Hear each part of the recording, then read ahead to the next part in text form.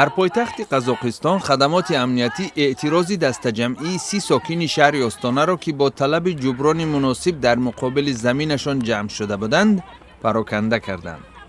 پلیس اعتراضگران و از جمله 12 کودک را که همراه با آنها بودند اجباراً به اتوبوس‌ها شینانده بعد مدت رها کرد. ساکنان ناراضی می‌خواهند با دادستان کل قزاقستان واخورده شکایت کنند که مقامات با راه‌های غیر قانونی آنها را از منزل‌هایشان بیرون کردند تا در آنجا بینایی نو سازند. در جمهوری چچنستان یک شخصی که با نگهداشت مواد مخدر متهم می شود در صحبت با رادیوی آزادی گفت عیبنامه‌اش واقعیت ندارد. روسلان کوتایف رهبر یک گروه خرد که بهر خودشناسی مردم قفقاز تلاش می‌ورزد ماه فوریه با اتهام نگهداشت هروئین دستگیر شده بود.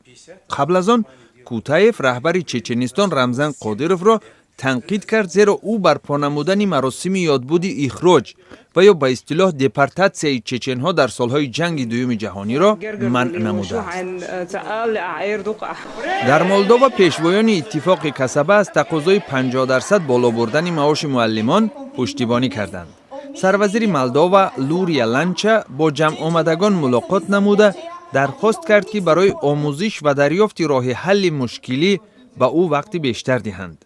معلمان از احتمال دور نمی‌دانند که اگر طلب آنها قبول نشود، آنها کارشکنی سراسری مولداوا را در میان خواهند گذاشت. در پایتخت گرجستان نمایشگاه بین المللی سیاحی برگزار شد.